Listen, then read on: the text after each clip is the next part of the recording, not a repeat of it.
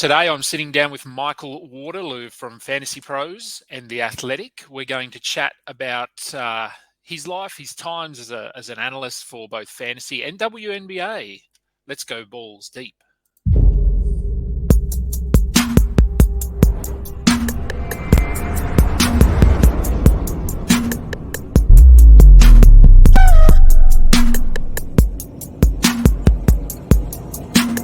I could bet all of the riches that I ever had. Welcome to the Balls Deep Fantasy Basketball Podcast. I'm Adam King, your host at AdamKing91. On Twitter is where you can find me. FBIBasketball.com is our website. Head over there to check out all of our content. So we are just continuing rolling through our analyst interviews. Today I've got Michael Waterloo on the eve of Mother's Day. It's Mother's Day here in Australia. Today, Michael, how are you?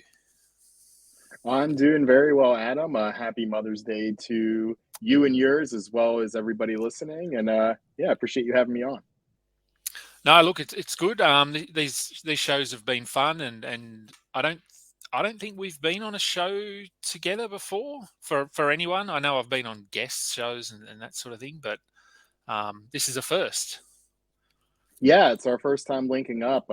We kind of linked up in the big Dynasty 30 draft in that league that we're in. And I know you reached out and said, hey, sometime this year, I'd like to have you on the pod. So I'm glad we were able to kind of get it done. I find that the playoffs and the off season when things kind of slow down a little bit, where we can do these kind of things. So yeah, I'm excited to be on.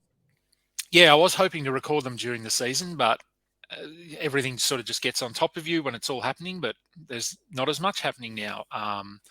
So as I said, you contribute for Fantasy Pros and The Athletic, and then you also have a WNBA related website. So I guess the first question I've been starting with is for you whether, how you got to where you are now. So has fantasy sports writing, that sort of thing, has that been the plan the whole way, or was this something you fell into at some point? So I guess just tell the listeners, what your journey has looked like. Yeah, it's been an interesting journey where I've always played fantasy sports. The first time was 2002, I believe, was my first experience playing fantasy baseball in high school at the time. So we snuck onto the libraries at the computers at the library, and were able to kind of do some drafts there. But I always wanted to be a journalist. That was always my dream growing up, not in the fantasy realm, but kind of within the sports area and the news area. So I do have my bachelor and my master's both in journalism. I wrote for a few newspapers. I covered the Pittsburgh Pirates of the MLB for a couple years. I lived in different areas of the country in the United States. But eventually me and my partner, we were both journalists. And being that, it's the year 2017, at the time, journalists weren't exactly bringing home the bacon, if you will. So we both kind of made the decision to depart from the industry. But I'm a writer at heart. It's what I've always wanted to do. So even though I left the journalism industry full time, I still wanted to write. I still wanted to kind of be able to scratch that itch a little bit. So it's something I just kept going. I started with Razzball back in the day, our friends there, and kind of evolved from there with Roto Experts, and then into Fantasy Pros, and then with The Athletic. I met Nato DeFino, who's the editor at The Athletic, a long time ago. And he was one of my bosses at Roto Experts and Fantasy Sports Network. So we've just kind of really kept in contact, and he's been a great mentor to me. So while I'm doing my day job, I'm still able to kind of disappear and write about what I love, which is sports, and fantasy sports especially. So that's kind of how I got to the point where I'm at now. And so you've alluded to this. You did have to leave as a full-time, sort of leave the sports, the journalism as a full-time thing. So when you're not doing fantasy, what is it that you do? Yeah, I work at a anti-domestic violence coalition. So I live in Pennsylvania. I work for our state group. I was at a public relations advocacy firm prior to this, and I got laid off during the pandemic. And I was just kind of asking myself, what do I want to do now? I have this opportunity where I can. It's scary because in the middle of a pandemic, kind of uncertainty, but I also didn't want to panic and just take the first job that came to me. I wanted to try to take some time and say, what do I want to do to be fulfilled? And domestic violence really means a lot to me. It's something I'm very, very passionate about. And when I saw that opening, it just kind of felt like a calling because I kind of got to do the same work. I'm a communication strategist for them, but I got to do it for something that I feel very strongly about. So that is my kind of day to day job. And it's very heavy work, it's very taxing, which is really nice to be able to disappear into the stupid make believe game that we play, fantasy sports, where we're pretend managers playing a pretend game, determine what other people who are actually playing the game do. But it's something I love, and it's just such a great distraction. And it gives me that energy to kind of go back into my Monday through Friday job. Yeah. Yeah, look, I think it's, I mean, I've had obviously quite a few analysts on the show already, and some are lucky enough to be able to do this full time, but quite a lot have other jobs. And I think, like, I know for me, the fact that my other job, so my full-time job that brings in the money, is so fulfilling. I'm lucky in that space, and it sounds like you are as well. It sounds like your job that you do it's a job, but as they say, if you enjoy what you do, it doesn't feel like work. So I'm sure it's a little bit like that. As you said, it's draining. I work with a lot of families that are going through domestic violence as well. So I can I can sort of relate to how you can feel at the end of the day, and fantasy sports is a way to, I guess, turn your brain off a little bit from all of that. So the Athletic Fantasy Pros. Then you mentioned to me before we came on air that you have a website, or they're linked in with a website to do with WNBA fantasy. Is that fantasy as well, or is that just WNBA in general? So the website is called The Game Day, and it is kind of every sport they cover.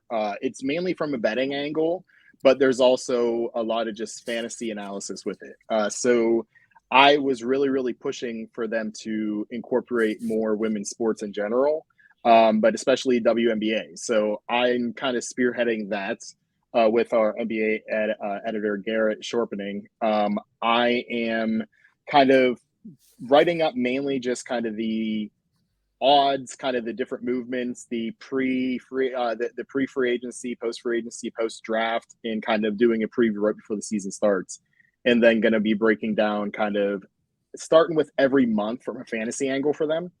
Since ESPN does have a fantasy WNBA game, they're the only platform right now that has one. Again, another thing I'm trying to push CBS, Fantrax, Yahoo, whomever, just to kind of give us a different option there. But since that is available, I'm trying to cover that angle of it too, to make sure that we are kind of covering everything as equally and fairly as we can. Yeah, look, so we're actually about to. I mean, this is going to be recorded, well, potentially after the NBA draft has even happened, but we are about to go into a fantasy WNBA draft in about 40 minutes. My very first WNBA draft, so I've done a little bit of research, but not a lot. So it's going to be interesting. But I mean, if nothing else, it's going to make me watch more WNBA, which I think is what one of the goals. I mean, we want people watching women's sports, and I know over here in Australia, I'm sure it's a global kind of thing, but there is a big push here at the moment for women's sport, and a lot of those male-dominated sports are starting to expand. I mean, you could even. I know a lot of Americans aren't super familiar with cricket, but cricket is a big sport over here, and our men's team has been sort of arguably the best in the world, or top 2, top 3 for decades now. But our women's cricket team is up. Well, it's potentially the most dominant international sporting team in the world at the moment. They never lose. And the talent is super impressive. So good to see that women's sport is obviously getting out there and people are starting to watch it, and it's starting to. I know the pay in terms of the pays and all that sort of thing is not the same. Other than tennis, tennis is sort of leading the way there, I think, with that sort of thing. So you're obviously pretty passionate just about sport in general. I like when I talk to people, I like looking at what they've got in the background. Is that a wrestling mask up on the top shelf? Yes, it is. My partner and I went to Mexico a few years ago, and one of the things I really wanted to do was get a authentic luchador mask. So I am a big wrestling fan. With that, there are a couple wrestling Funkos up there, a WWE title, and a Japanese photo hanging above them all, Japanese wrestling photos. So yeah, that mask is one of my favorite possessions that I have. Yeah, it's very cool. Wrestling is something that I'm well, not as much anymore, but I sort of from about probably the late 90s for maybe a decade, I was all about wrestling. And like my son is named after a wrestler. I've got multiple wrestling tattoos. My license plate, my registration on my car is a wrestler. So it is something again that I can relate to. I do enjoy watching the wrestling. Still, So I mean, uh, that's obviously luchador mask, someone like a Rey Mysterio, someone like that. But is there a wrestler that's a favorite for you who stands out? Oh man, Rey Mysterio is probably my favorite of all time. Him and Shawn Michaels. But yeah, it's something I'm still very, very passionate about, and I still watch. Again, I'm all about escapism, and it gives me a nice escape. Uh, so yeah, I'm a Shawn Michaels guy over a Brett guy. I like Kenny Omega, Okada from New Japan. Yeah, there's an Australian tag team that I was really a big fan of. They're not doing it anymore because the one just had a baby and the other one retired. But the Iconics, Yep. they were a team that I was a big fan of. And also Buddy Matthews is one of my favorite, and he's Australian as well. So yeah, just the art. It's just so much fun. It's one of the things that I try to travel to as much as possible to go watch. In the States, out of the States, wherever I'm able to go. So it's just very, very fun. And I'd love to know if you're comfy sharing, who is your child named after? So his name's Hunter. So he's named after Triple H. I love it. So Triple H was my favorite. I got to meet him when they were here in 2000, doing the Global Warning Tour. Was that 2000? Well, whenever it was around 2000 anyway. I can't think if it was exactly 2000, but so he would be my favorite. Shawn Michaels as well, because DX. I was very into DX, and for me that was my favorite time, the Attitude Era. But as you said, more and more Australians now coming through. Rhea Ripley is Australian, and she's sort of somewhat dominating the women's division at the moment. And another sport where I think in the last, I don't know, 5 years, 3 years, where the women have caught up to the men. I don't know if you'd say that they've overtaken them, but we've seen WrestleMania, we've seen big pay-per-views where the main event is a women's match, not a men's match, and the crowd get just as amped for the women as they do for the men now. So I think, would you agree with that?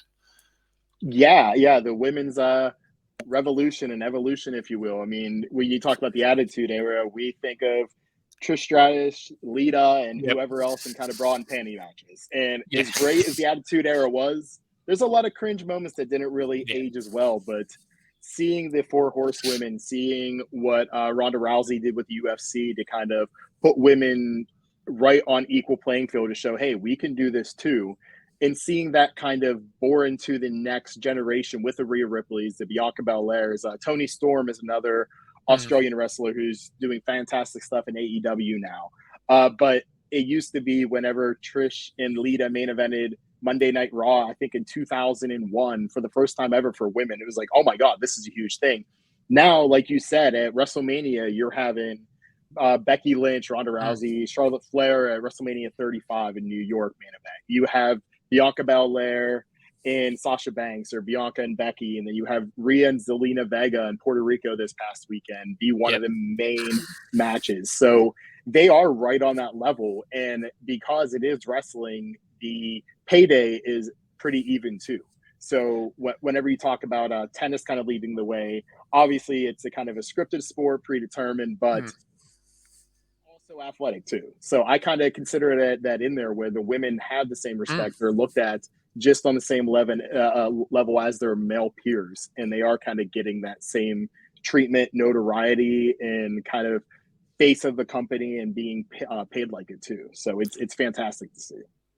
Yeah, and as you alluded to there, like the Attitude Era, Lita was my favourite of the women, and Trish Stratus was there, and there were a lot of moments that, looking back now, you go, ugh, probably. But there was a lot of good wrestling there too, and I think they did lay that platform. And I didn't go away from wrestling. I sort of kept my eye on things, but didn't watch it as much. But we now get all the pay-per-views for free here in Australia, so I'm able to just watch it again, and they're usually on at sort of 10 o'clock in the morning for us on a weekend, which is nice. And I've seen that Lita and Trish are back wrestling. Not as much as they were back then, but yeah, I am starting to enjoy it a bit more, which is good. So I get the next sort of path I guess we take when we do these interviews is to talk about outside of sports, so things you enjoy, movies, TV, music, reading through, and I like to read through people's Twitter profiles. Anna Kendrick is someone that features pretty prominently on yours. It says in your profile that you tweet about her, and you have her photo on your profile. So, what's the reason for that? I'm going to, like you talk about the background a little bit. There's my Anna Kendrick shelf right there. Oh, nice. So, Yep. yeah, I'm a huge Anna Kendrick fan. She just seems like a very kick-ass person and very laid-back person that would be fun to hang out with. Is she a beautiful person too? Absolutely. But she is just a very funny person. I love her movies. I think she's very talented. She came out with Alice Darling recently, which was a very heavy movie about domestic violence. So it kind of tied in with my work also. And just seeing kind of like the path that she's taken from being a stage performer to releasing Camp when she was 13 to being in the Twilight movies, and then kind of showing her range with Pitch Perfect to A Simple Favor, which we just watched today, some good comedy movies, just a very wide range. And she's just my favorite actor. And I just think she's very talented. I've kind of taken it on as we talk about wrestling, is kind of my gimmick now, is that I'm just an Anna Kendrick person. So anytime I can work Anna Kendrick into a tweet, into conversation, I do it. And I just think, she's just somebody I really enjoy her movies and would be somebody I just love to grab a drink with sometime. I just think it'd be really fun just to pick her brain. Yeah, fair. I can't argue with that. She does. I mean, I'm not into her as much as you, but I have to say that all seems pretty reasonable. So movies are obviously something you enjoy. Outside of Anna Kendrick movies, any particular genre, any specific movies that sort of come to mind as a favorite, or just a movie that you're happy to sit down and rewatch over and over again? Yeah, movies are really big in our house. We love watching shows together. We love watching new movies, and we love kind of rewatching our go-tos. My partner's a huge horror movie fan, so she's constantly watching the latest scary movies, which I get into also. She'll watch the D level ones on Shudder and whatnot, and kudos to her for those. They're not really my style, but I love heist movies, love thriller movies, good rom-com. I'd say my top three of all time would be How to Lose a Guy in 10 Days, Training Day, and the Pitch Perfect series tied with American Gangster. So I'm kind of cheating there, but those are all movies I love, and I love rewatching movies. Booksmart is one of our go-to rewatch movies that we absolutely love. So yeah, movies and kind of the pop culture element of it all is really, really big for us. Good, because a lot of people that I talk to aren't into movies as much as I am. So Yeah, I mean, God, if I had to say my favorite movies, I think the answer would change daily. Like if you, but horror is a genre that I'm very into. I think I mentioned it actually in my Twitter profile.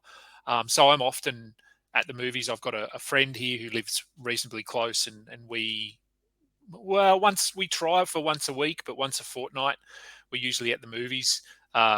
Watching a horror movie with not many other people. We're usually at a 9 o'clock or a 9:30 session, and there might be 3 people in the cinema, which is the way we like it. We Yeah. like to be able to spread out, and um, yeah, it's. I mean, it's not.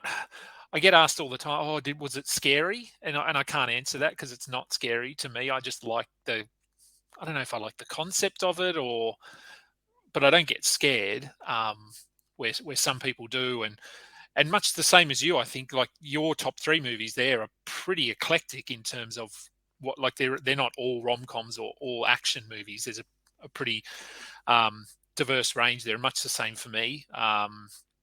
While I like the horror movies, I won't necessarily go back and rewatch them over and over and over again.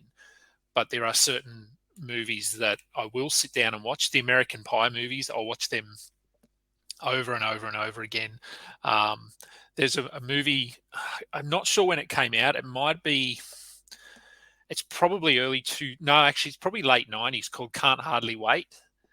And Yes. Yes. and I've seen that movie probably at least 50 times. I watch it once a month, once every couple of months. Um, the Burbs with Tom Hanks in it. I love that movie. Good movie. And and my so I've got two kids and they're sort of getting older now. And my son, who's about to turn 13, he's sort of into things like Stranger Things and Godzilla, and so and Pacific Rim, and those movies that have big creatures fighting, some scary elements. So I can spend time sitting and watching them with him, whereas my daughter is not into those at all. But we'll sit and watch a rom com or something like that. So we've watched. No, I made her watch Notting Hill the other day, Good which is one. Good one. another favourite of mine. And I actually just watched Air last night. It came onto Amazon, and I missed it We at the watched it movies. today. Yeah, we Yeah, just watched it today. and it was interesting. Like I think whenever I'm watching a movie, if you watch so many movies, you sort of try to predict what's going to happen, and you think, oh yeah, what's coming next. And with most movies, there's sort of a feel good element to it for a big chunk, and then there's a big down, like something happens and you go, oh no, and then at the end it picks up again. Air didn't really have that. It was all fairly positive. Like I was thinking when I didn't know the backstory of the whole Jordan thing, but I was waiting for them to come back and say, no, sorry if anyone hasn't seen this. I was waiting for them to come back and say, we're going to go with Adidas, not Nike, and then them have to do a repitch or something. But it didn't really happen like that, which I don't mind. Yeah, yeah. I knew most of the backstory. My partner isn't really into sports at all, so I get to like kind of show off, like, oh, talking about Charles Barkley. Oh yeah, like he was so great. Oh Yeah, yeah, Sam Bowie. He's from Lebanon, PA, which is a half an hour from us. Did you know that? So kind of drop those in, but I kind of thought the same as you. There was like that 2 minutes mm, rise and fall and rise at the end where again, sorry for anybody who didn't see this, but when Jordan's mom came back on the phone and said, we'll go with you, but he wants profit sharing for everything he sells, every yeah, piece of Air Jordan equipment and memorabilia you sell, he wants a cut of that. And it was just like, oh, okay, like this is where it's going to happen. But then Phil Knight right away was like, okay, let's do it. yeah, Let's do it. So you had that very quick dip, but came right back up. yeah. Um, the movie flew by. I thought they did a very, very good Mhm. job telling that and making it relatable and understanding for people who even aren't big sneakerheads. I'm a huge shoe person. That's the other thing in the background behind me, just Yeah. a stack of shoes. Huge shoe person, huge basketball person. But I asked my partner at the end, hey, what'd you think? And she said, I liked it. Basketball isn't Mm. my thing, but I thought it was really fun. So yeah, I thought they did a really good job with it. Yeah, no, I enjoyed it.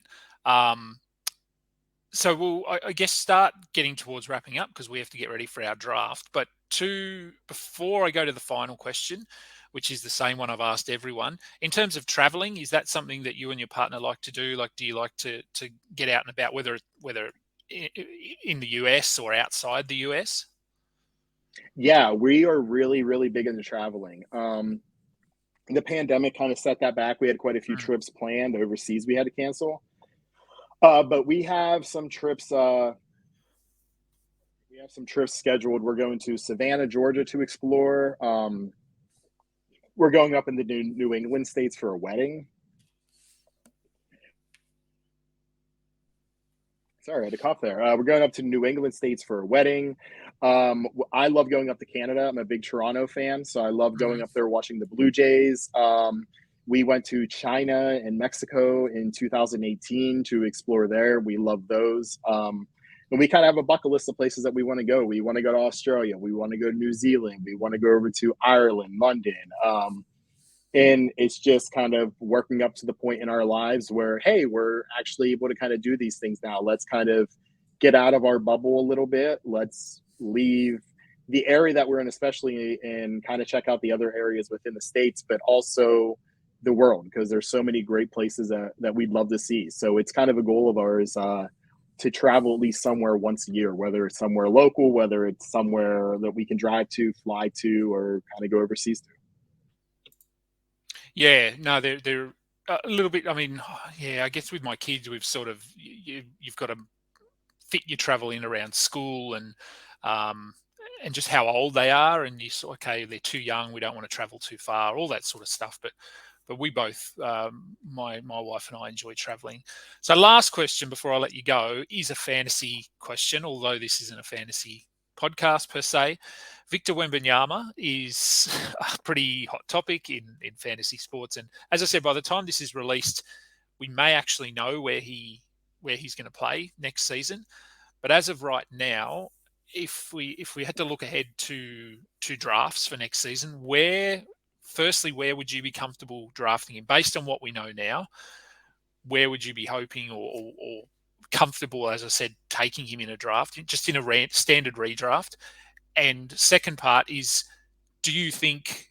Well, what do you think his ADP will be? And does that sort of line up with where you would want to take him, or are they two very different numbers? Man, that's a great question because I'm of the belief that he's going to break fantasy. He just has to stay healthy, and that's always the big thing. I know we're talking redraft here, but for dynasty, I think he'd be a top 5 overall pick for me in a startup dynasty. For redraft, the smart money is to say to fade him because the odds of a rookie finishing within the top 75, I think there's maybe like one or two every year dating back the past like 10 years or something like that.